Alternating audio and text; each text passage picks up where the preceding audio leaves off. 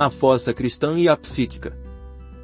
Já vimos como Adão foi investido com habilidades extraordinárias e surpreendentes, quando criado por Deus. Esses poderes aparentemente miraculosos caíram com Adão. Pessoas que são ignorantes nesse assunto tendem a pensar que em sua queda Adão perdeu todos estes poderes maravilhosos. Porém, as evidências produzidas pela parapsicologia moderna indicam que ele não perdeu seu poder original, mas que este ficou apenas aprisionado em sua alma. Durante os 5 ou 6 mil anos passados houve muitos entre os descrentes que foram capazes de demonstrar esta força da alma. Dentro dos últimos 100 anos, mais e mais pessoas foram capazes de manifestar este poder latente da alma. A habilidade original de Adão não foi perdida, ela está apenas escondida em sua carne. Nesta parte da mensagem falarei sobre a relação entre este poder psíquico latente e um cristão. A menos que conheçamos seu perigo, não saberemos como nos prevenir contra ele. Eu convido você a observar principalmente os 4 fatos seguintes. 4 fatos.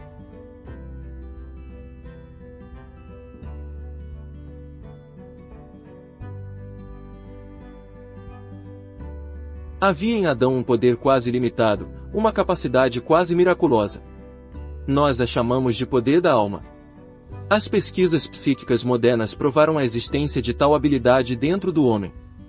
Desde a descoberta de Mesmer em 1778, todos os tipos de poder latente têm sido exibidos e manifestos psíquica ou religiosamente. Eles são apenas a liberação da força da alma do homem. Não devemos esquecer que estes poderes da alma estavam no homem antes da sua queda, mas tornou-se latente nele posteriormente. Satanás deseja controlar o poder latente da alma do homem. Ele está bem ciente de que existe tal poder na alma do homem, o qual é capaz de realizar muitas coisas. Por isso, seu desejo é colocá-lo sob seu controle e não sob o controle de Deus. Satanás quer usá-lo para seu próprio propósito e seu alvo ao tentar Adão e Eva no jardim era ganhar e controlar o poder da alma deles. Tenho falado frequentemente sobre o significado espiritual da árvore do conhecimento do bem e do mal e da árvore da vida. O significado da árvore da ciência do bem e do mal é a independência, a aceitação de ações independentes. Porém, a árvore da vida significa dependência ou confiança em Deus. Seu significado diz mais, que a vida original de Adão era apenas uma vida humana e por isso, precisava depender de Deus e receber a vida de Deus a fim de viver. A árvore do conhecimento do bem e do mal revela que o homem não precisa depender de Deus e que pode trabalhar, viver e produzir fruto por si mesmo. Por que levanto tais questões? Simplesmente para mostrar a você a causa da queda de Adão e Eva. Se pudermos liberar o poder latente de Adão, nós também poderemos executar maravilhas. Mas, temos permissão para isso. Satanás sabia que havia tal força que produzia maravilhas no homem, e por isso, tentou o homem levando-o a declarar sua independência de Deus. A queda no jardim do Éden não foi outra coisa senão uma ação independente do homem causando sua separação de Deus. Tomando conhecimento da história da queda no jardim podemos perceber qual foi o propósito de Satanás. Ele pretendia ganhar a alma do homem. Quando este caiu, sua capacidade original e força miraculosa caíram totalmente nas mãos de Satanás. Hoje Satanás deseja liberar e manifestar o poder latente da alma. Logo que o homem caiu, Deus aprisionou os poderes psíquicos do homem em sua carne. Seus muitos poderes ficaram confinados e ocultos na carne como uma força latente, presentes, mas inativos. Depois da queda tudo o que pertence à alma fica sob o controle e escravidão aquilo que pertence à carne. Todas as forças psicológicas são consequentemente governadas por forças fisiológicas. O objetivo de Satanás é liberar o poder da alma do homem através do rompimento da casca exterior de sua alma, a fim de libertá-lo do seu cativeiro carnal manifestando, desse modo, seu poder latente. Este é o sentido de Apocalipse 18:13 com respeito a fazer comércio de almas humanas. Na verdade a alma do homem tornou-se um dos muitos artigos das mercadorias do inimigo. Ele deseja, principalmente, ter as capacidades psicológicas do homem como sua mercadoria. No fim dos tempos, particularmente durante o tempo presente, a intenção de Satanás é concluir o que ele começou no Jardim do Éden. Embora tenha iniciado o trabalho de controlar a alma do homem no jardim, ele não foi bem sucedido, porque após sua queda, todo o ser do homem, incluindo seu poder da alma, ficou sob o domínio da carne. Em outras palavras, as forças psicológicas do homem caíram sob o domínio de suas forças fisiológicas. O inimigo fracassou em fazer uso do poder da alma do homem, consequentemente seu plano foi frustrado. Durante este milênio, Satanás tem se esforçado em influenciar os homens no sentido de expressarem seu poder latente. De vez em quando ele encontrou aqui e ali pessoas nas quais alcançou êxito no extrair sua força da alma. Estes se tornaram líderes religiosos operadores de maravilhas dos séculos. Porém, nos últimos 100 anos, desde a descoberta de Mesmena para a psicologia, muitas novas descobertas de fenômenos psíquicos se seguiram. Tudo isso com um só motivo: o inimigo está procurando concluir seu trabalho anteriormente fracassado. Ele planeja liberar todos os poderes latentes dos homens. Este é o seu único propósito, o qual vem cultivando durante milênios.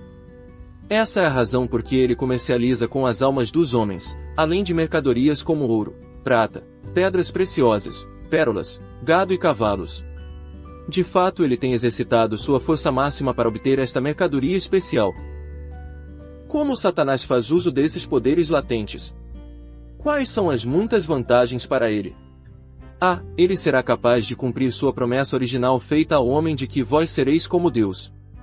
Em sua habilidade de operar muitas maravilhas, os homens se considerarão como deuses e adorarão não a Deus, mas a si mesmos. B. Confundirá os milagres de Deus. Ele deseja levar a humanidade a crer que todos os milagres na Bíblia são apenas psicológicos em sua origem, rebaixando, desse modo, o seu valor. Ele quer que os homens pensem que são capazes de fazer tudo o que o Senhor Jesus fez. C. Ele confundirá a obra do Espírito Santo. O Espírito Santo trabalha no homem através do espírito humano, mas agora Satanás forja na alma do homem muitos fenômenos semelhantes às operações do Espírito Santo, levando-os a experimentarem falsos arrependimentos, falsa salvação, falsa regeneração, falso reavivamento, falsa alegria e outras imitações das experiências do Espírito Santo. D. Ele usará o homem como seu instrumento na oposição final contra o plano de Deus nesta última era. O Espírito Santo é o poder operador dos milagres de Deus, mas a alma do homem é o poder operador de milagres de Satanás. Os últimos 3 anos e meio, durante a grande tribulação, será um período de grandes maravilhas realizadas pela alma do homem sob a direção de Satanás. Resumindo, vemos que 1. Todos estes poderes miraculosos já estão em Adão. 2. O objetivo de Satanás é controlar estes poderes. 3. No tempo do fim Satanás está e continuará a estar envolvido principalmente, manifestar esses poderes. E 4. Está é a sua tentativa para concluir sua tarefa anteriormente fracassada. O ponto de diferença nas operações de Deus e nas de Satanás.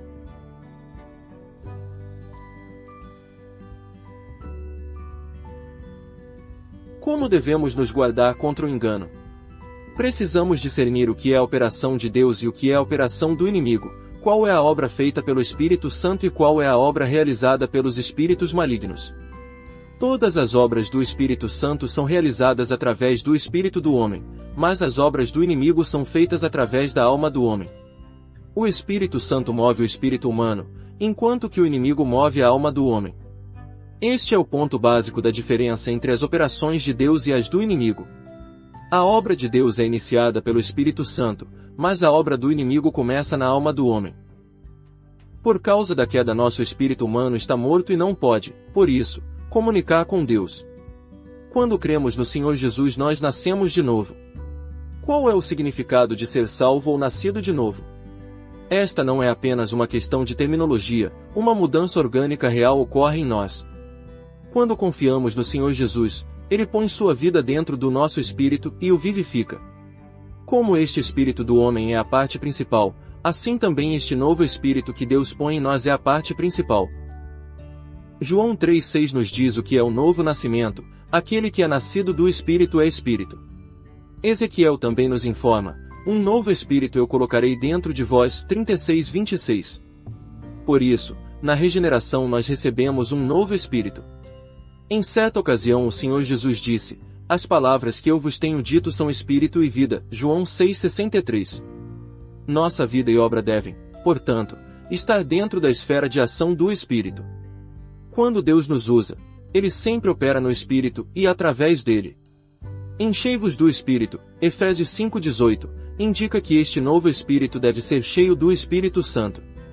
Em outras palavras, Deus enche nosso espírito com seu Espírito Santo.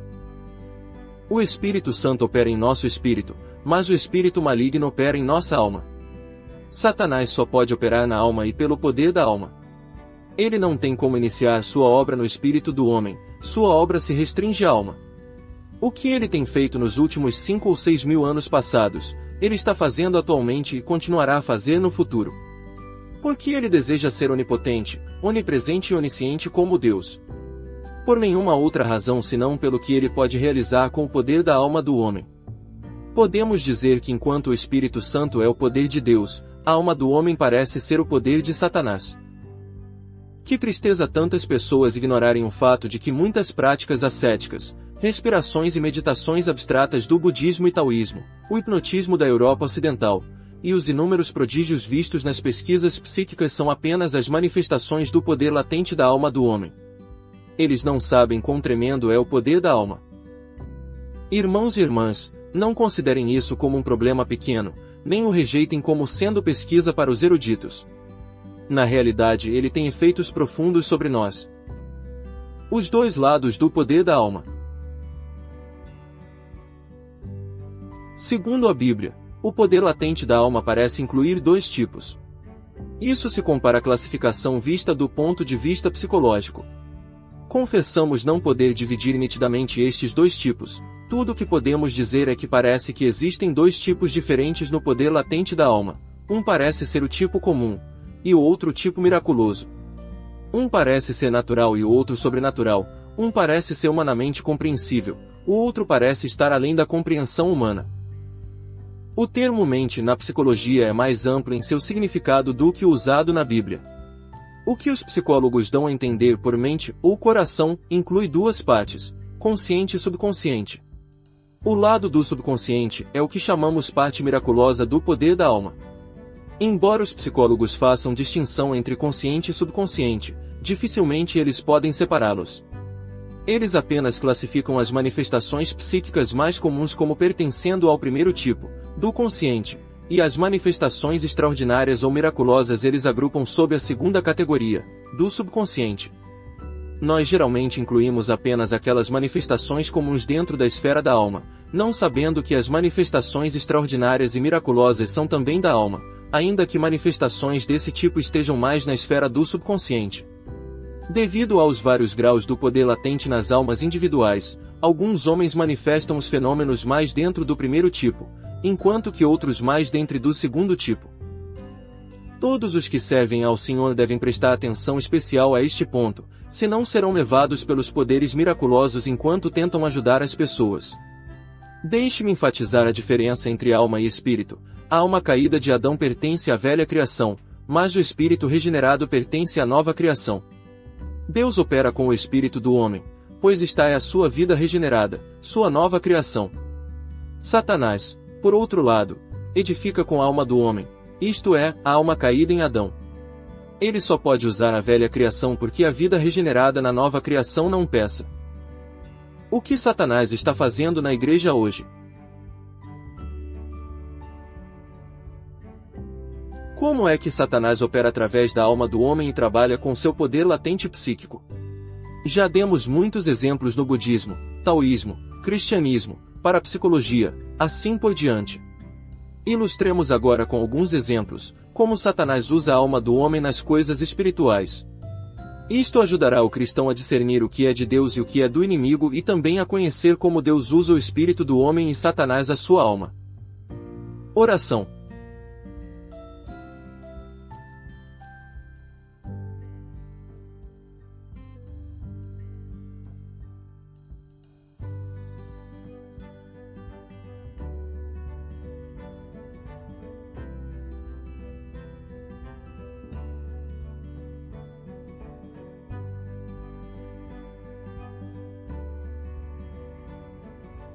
As orações na Bíblia são inteligentes e não tolas. Quando o Senhor Jesus nos ensinou a orar, suas primeiras palavras foram: Pai nosso, que estás no céu. Ele nos ensinou a orar ao nosso Pai no céu, mas nós cristãos, frequentemente oramos ao Deus em nosso quarto. Nossa oração deve ser oferecida ao Pai Celestial, para que Ele a ouça. Ele quer que enviemos nossas orações ao céu pela fé, não importando se nossos sentimentos são bons ou maus ou até mesmo se não houver em nós sentimento. Se você ora a Deus e espera ser ouvido pelo Deus em seu quarto, tenho receio de que você receba muitos sentimentos estranhos, experiências miraculosas e visões de Deus em seu quarto. Elas lhe são dadas por Satanás e qualquer coisa que você recebe de Satanás pertence ao consciente ou ao subconsciente. Alguém pode não orar ao Deus em seu quarto, mas pode dirigir suas orações à pessoa por quem ora. Isto também é muito perigoso. Suponhamos que você tenha um amigo que esteja a mais de 3.000 quilômetros de você. Você ora por ele, pedindo a Deus, conforme seja o caso, para reavivá-lo na palavra ou salvá-lo. Ao invés de dirigir sua oração a Deus, você se concentra no seu pensamento, sua expectativa e seu desejo e os envia a seu amigo como uma força. Sua oração é como um arco que atira seu pensamento, desejo e anseio como flechas em direção ao seu amigo. Ele será tão oprimido por esta força que acabará fazendo exatamente o que você pediu. Você pode pensar que sua oração foi respondida, mas permita-me lhe dizer que não foi Deus quem respondeu sua oração, porque você não orou a Ele. É simplesmente uma resposta a uma oração que você dirigiu a seu amigo. Alguém afirma que sua oração é respondida porque, diz ele, tenho amontoado orações sobre meu amigo. É verdade, porque você orou em direção a ele e não em direção a Deus. Sua oração é respondida, mas não por Deus. Embora você não conheça a hipnose, o que você fez secretamente satisfaz a lei do hipnotismo. Você liberou sua força psíquica para realizar esta ação. Por que isso é assim? Por que você não orou ao Deus no céu? Pelo contrário, suas orações foram projetadas, amontoadas sobre a pessoa por quem você ora. Na aparência você está orando, mas na realidade você está oprimindo a pessoa com seu poder psíquico. Se você usar sua força da alma na oração por certa pessoa, suponhamos que você ore para que ela seja pelo menos disciplinada. Se não for punida, a oração da sua força da alma será arremessada sobre ela, a qual consequentemente ficará doente. Este é um princípio fixo da alma. É tão certo quanto uma pessoa ficar queimada se colocar seu dedo no fogo. Por esta razão, não devemos orar pedindo que uma pessoa seja punida caso não tenha feito o que dela se esperava. Tal oração causará seu sofrimento e fará daquele que fez tal oração o autor dessa aflição. Se oramos, devemos orar a Deus e não ao homem. Eu pessoalmente já experimentei os malefícios de tal oração. Há muitos anos passados eu fiquei doente durante 1 ano. Isto aconteceu devido às orações de 5 ou 6 pessoas que estavam sendo amontoadas sobre mim. Quanto mais elas oravam, mais fraco eu ficava. Finalmente eu descobri a causa. Comecei então a resistir a tais orações, pedindo a Deus para me desprender daquilo pelo que eles haviam orado. Aí eu melhorei. Relacionado com isso, deixe-me citar uma carta escrita por um crente. Passei recentemente por um terrível ataque do inimigo. Hemorragia, doença cardíaca, falta de ar e exaustão. Meu corpo inteiro está num estado de colapso. Repentinamente me veio o pensamento de resistir enquanto orava, todo o poder exercitado sobre mim pela oração psíquica. Pela fé no poder do sangue de Cristo me desliguei de tudo aquilo e o resultado foi notável. Imediatamente minha respiração tornou-se normal, a hemorragia parou, o esgotamento desapareceu, todas as dores desapareceram e a vida voltou ao meu corpo. Desde então tenho sido reanimado e revigorado. Deus me permitiu conhecer em confirmação dessa libertação, que minha condição foi o resultado de um grupo de almas enganadas, que estão em oposição a mim e orando sobre mim. Deus me usou para a libertação de 2 delas, mas o resto está num terrível abismo. J. Pen Lewis, Alma e Espírito. Poder para o serviço.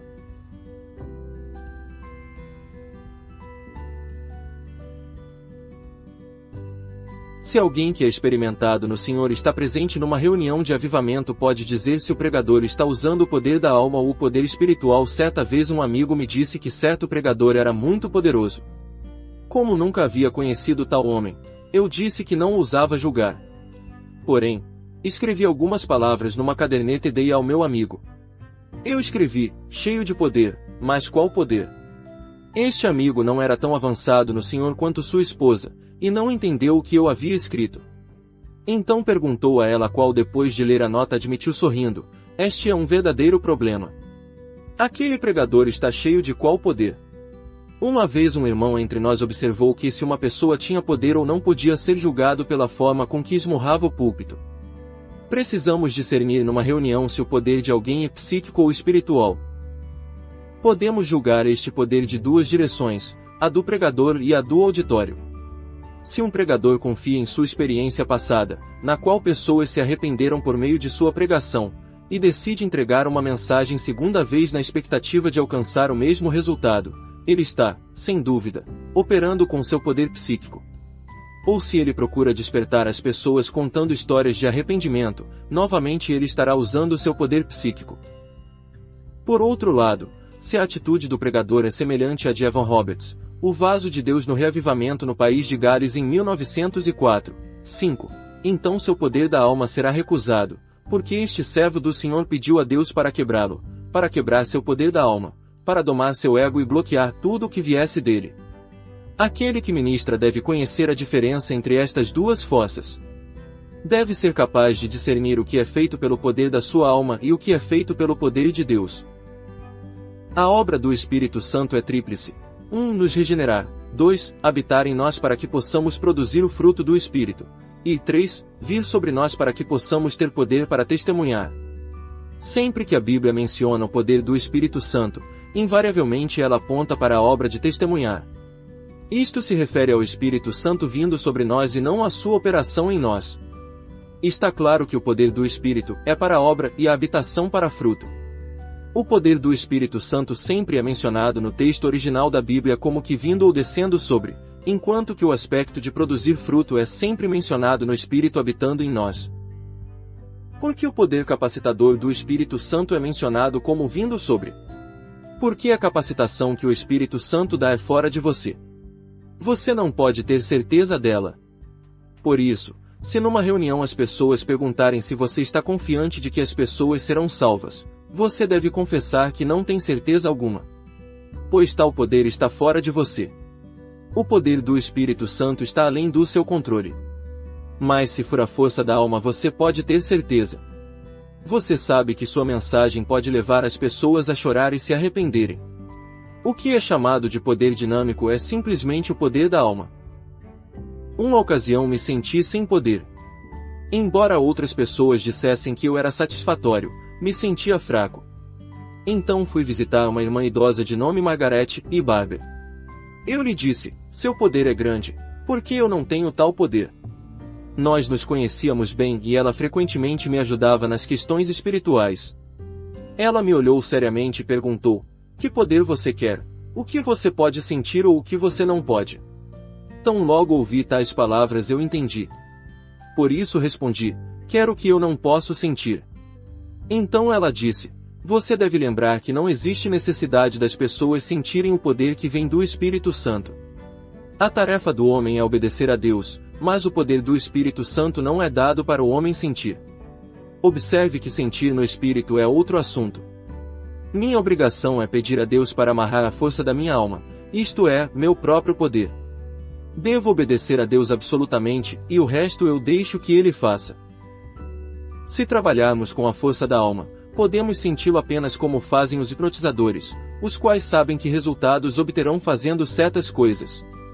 Ele saberá qual é o primeiro e o último passo. O perigo do púlpito está no fato de que muitos pregadores não sabem que estão usando seu próprio poder psíquico. Eles pensam que têm poder, mas estão apenas empregando o poder psicológico para ganhar as pessoas. Alguns têm sugerido que pregadores se tornaram experts no uso da psicologia na manipulação das pessoas. Mas eu fortemente repudio tal manipulação, pois, embora saibamos como atrair as pessoas pelos meios psíquicos, devemos propositalmente evitar o uso de qualquer força psíquica. Uma vez eu estava trabalhando em Shantung. Um professor disse ao seu colega: estes pregadores trabalham com as emoções. Aconteceu que quando preguei para os crentes naquela tarde eu disse a eles quão indigna de confiança e inútil era a emoção. O tal professor que ouvirá do seu colega que os pregadores usam a emoção estava presente na reunião. Após ouvir minha palavra, ele disse que era uma pena que o outro professor que lhe havia falado não estivesse presente. Lembremos que todas as obras que são feitas por meio da emoção são questionáveis e passageiras. Na obra feita por meio do poder do Espírito Santo, o homem não necessita empregar sua própria força nem fazer nada por si mesmo. Se é uma obra feita pela força da alma, é necessário que se empregue muita energia e inúmeros métodos tais como choro, grito, pulo, cântico incessante de corinhos ou a narração de muitas histórias comoventes. Não quero dizer que os hinos e histórias não devam ser usados, só que tudo deve ser feito dentro dos limites adequados. Pois o emprego de tais métodos tem um só propósito: despertar ou tentar despertar os ouvintes. Sabemos que alguns indivíduos têm uma atração magnética neles. Mesmo não sendo mais belos e eloquentes do que os outros, eles podem atrair pessoas a si mesmos. Tenho ouvido frequentemente das pessoas: você tem grande influência sobre fulano, por que você não dá um empurrãozinho nele? Ao que respondo: isto é inútil. Pois isto será simplesmente natural, não é nada espiritual. Muitos confundem o cristianismo como sendo uma espécie de fenômeno psíquico e como se pertencesse ao campo da psicologia. Realmente não podemos culpá-los, porque nós crentes cometemos o erro primeiro. A menos que o poder de Deus atraia seus pais ou filhos, sua atração natural, por maior que seja, não tem valor algum. Mesmo que você pudesse atraí-los com sua força dinâmica, o que adiantaria se nada fosse realmente conquistado? Paz e alegria.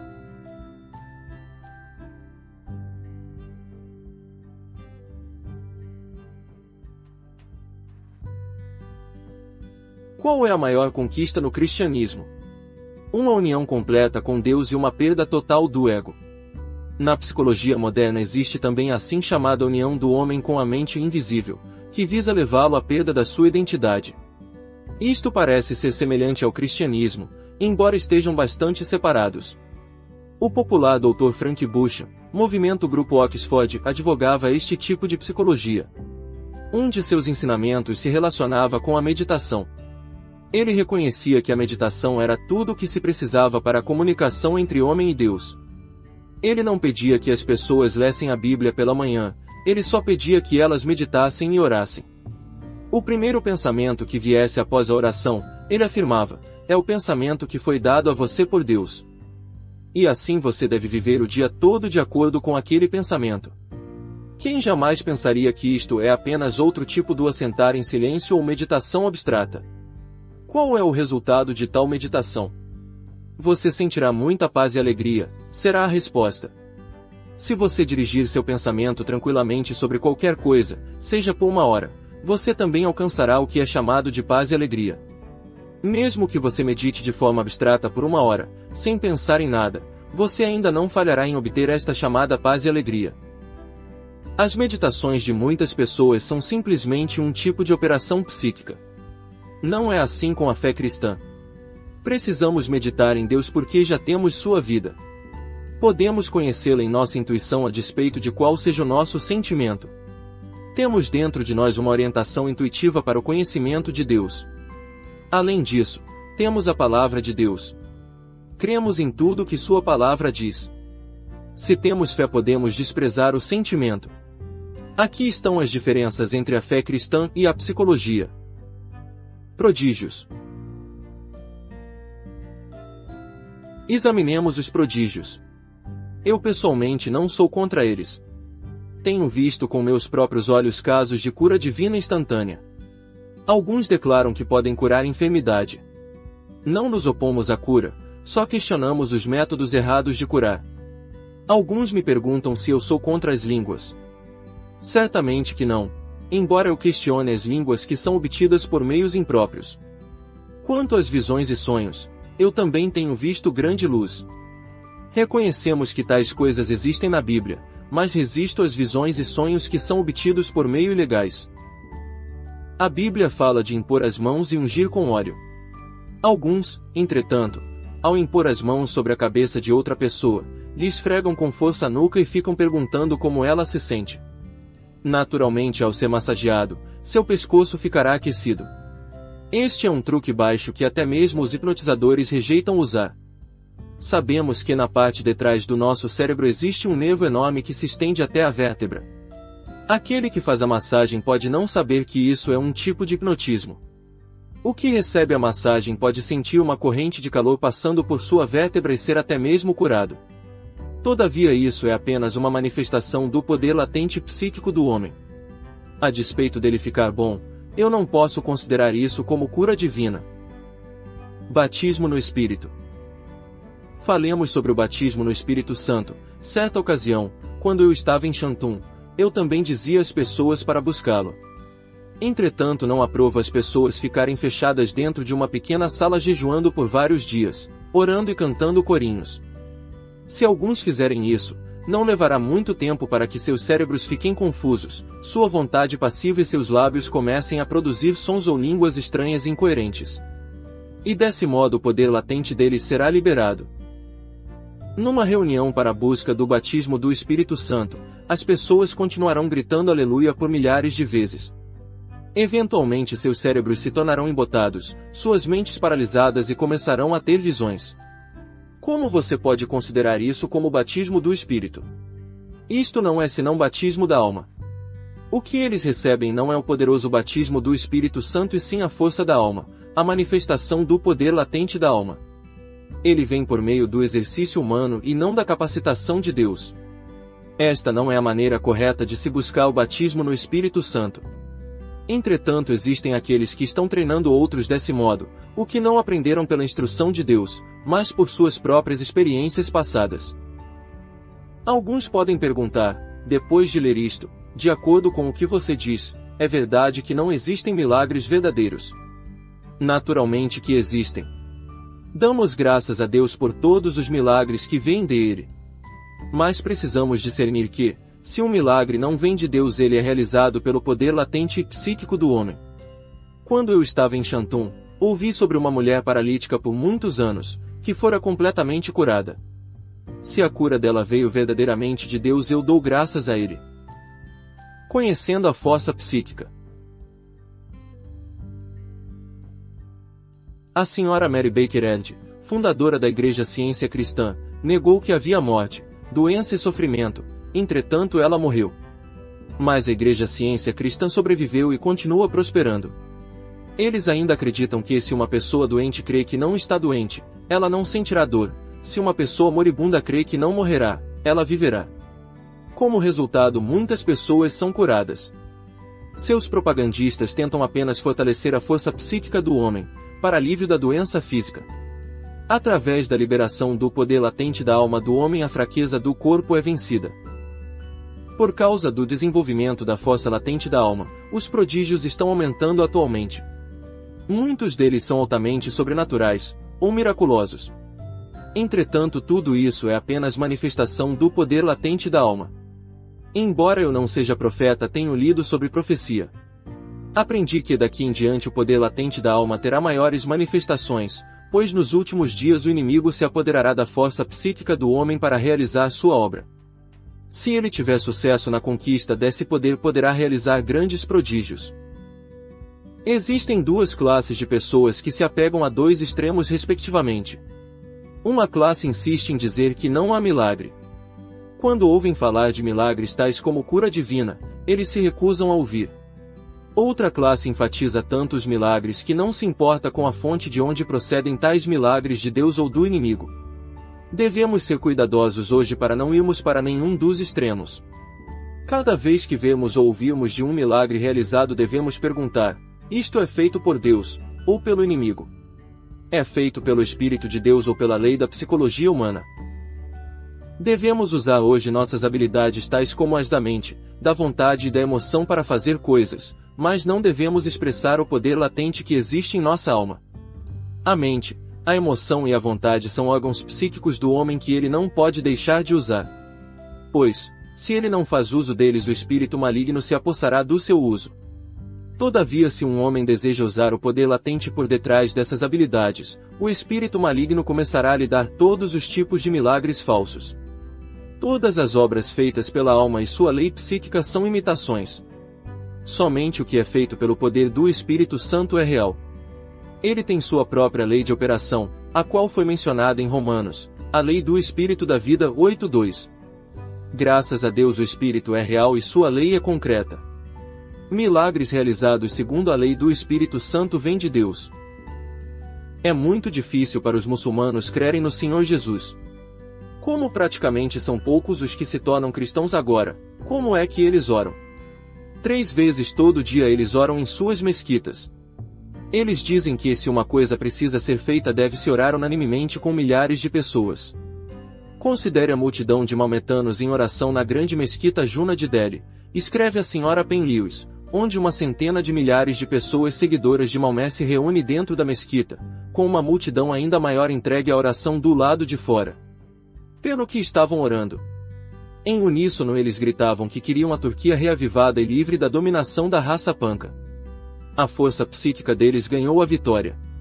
É suficiente, continua a senhora Pen Lewis, indicar a revisão do Tratado de Ceres, sob o qual tudo que estava perdido para a Turquia teve que ser restaurado. Triunfo maior de uma nação do Oriente sobre todas as nações do Ocidente colocadas juntas, não pode ser imaginado. A explicação dada e crida por milhões na Índia é expressa na palavra força da alma. J. Pen Lewis, alma e espírito. Infelizmente as orações de muitos cristãos não são respondidas por Deus, mas são alcançadas pela projeção do poder latente da alma. Eles alcançam seus alvos de forma muito semelhante às dos muçulmanos. Vejamos agora os poderes manifestados no hinduísmo. Alguns hindus podem andar no fogo sem serem queimados, e isto não é um truque. Eles andam sobre o fogo e não apenas alguns passos, mas por longo espaço com seus pés pisando sobre o ferro em brasa e não são feridos. Alguns dentre eles podem deitar sobre camas com pregos pontiagudos. Naturalmente os que eles consideram iniciantes não podem suportar tais coisas e sentirão dor e serão feridos. Isto também é uma questão de desenvolvimento do poder psíquico. Quão desastroso é para os crentes realizarem milagres com o mesmo poder que os hindus usam. Frequentemente nas reuniões os cristãos podem sentir uma espécie de poder apertado sobre eles, orando sobre eles, ou até mesmo nos momentos de leitura bíblica podem se sentir oprimidos sem qualquer motivo. Tudo isso vem de Satanás que usa as forças psíquicas para nos deprimir ou atacar. Cristãos experimentados em todo o mundo estão conscientes principalmente dos ataques severos do inimigo no fim dessa era. Visto que a atmosfera inteira do mundo parece estar pesadamente carregada com a força psíquica, precisamos nos esconder sob o sangue precioso do Senhor e sermos protegidos por Ele. Enquanto ouve um sermão numa grande catedral, você pode quase que instantaneamente sentir se o poder da alma está em operação e se existe algo presente que parece estar incitando você. Embora o pregador possa anunciar que algumas pessoas se arrependeram e foram salvas, você precisa considerar as consequências para aqueles que foram dados como salvos. Porque houve uma mistura de poder impróprio no trabalho. Se o poder viesse de Deus, isto é, o poder que vem do Espírito de Deus, você teria sentido luz e claridade. Porém, a força psíquica quando usada pelo inimigo é despertada pela presença de uma grande multidão. Possamos nós termos condições de discernir a diferença a fim de não sermos enganados. O tempo agora chegado Satanás está agitando todas as suas energias e usando todos os tipos de meios para despertar o poder latente da alma nos religiosos, cientistas intelectuais e até mesmo os cristãos. Esta é a realidade diante de nós. Devemos pedir ao Senhor para nos conceder luz para podermos discernir.